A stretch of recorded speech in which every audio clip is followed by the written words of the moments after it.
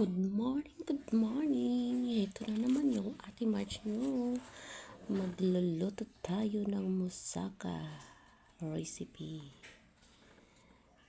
Ayan, ganyan lang siya guys. Kasi hindi tayo pwede magluto ng may garb at saka onion.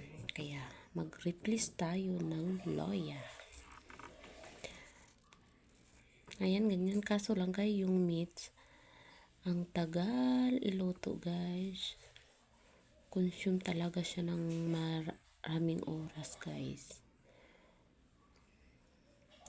Yung mga ingredients pala guys, ilagay ko lang sa aking description. Para din makopya sa iba yung paano pagproseso sa mga baguhan dyan. Hindi kayo mahihirapan sa aking mga luto kasi may description ang aking luto guys. Ayan, kailangan muna natin i-ano talaga yung meat guys. Tapos takipan. Sa wakas malapit na yung Ramadan matapos guys. I-add natin yung kalahating guys, tomato shop guys. Chopped tomato guys kasi dapat natin yung i-juice talaga yung mauna guys. Tapos yung sobra guys, i-ano na lang natin yung kumbaga hindi siya masyadong Ayan, juice na siya guys. Tapos mag-a-add lang, naglagi akong nag-a-add ng tubig guys para lumambot talaga yung guys, yung meat.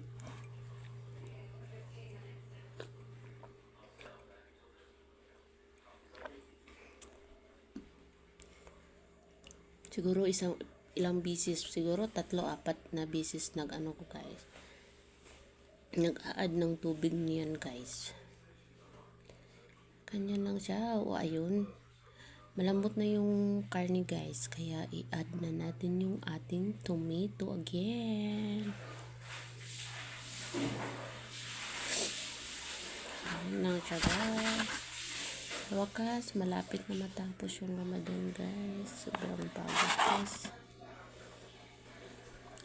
Sobrang pagod talaga yung magluto guys ay.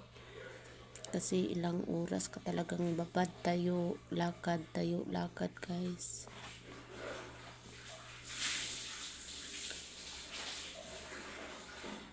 Green chili sana ilagay yan guys, yung yung yung chili espada guys. Kaso lang hindi sila gusto yung maanghang masyado guys. Kaya naglagay na lang ako ng bell pepper guys.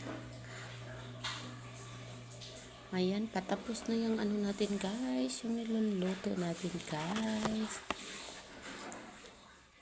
Maraming salamat sa panonood ng aking mga video guys. Sana hindi kayo magsawa guys, manood, mag-comments guys. Maraming salamat guys.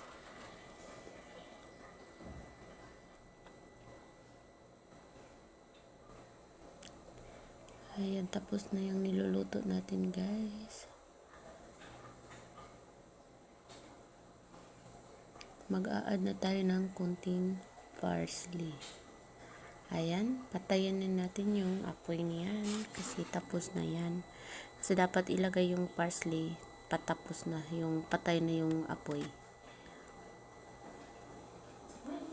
Ganyan na lang guys. Salamat talaga. Thank you for watching mga guys. Babu.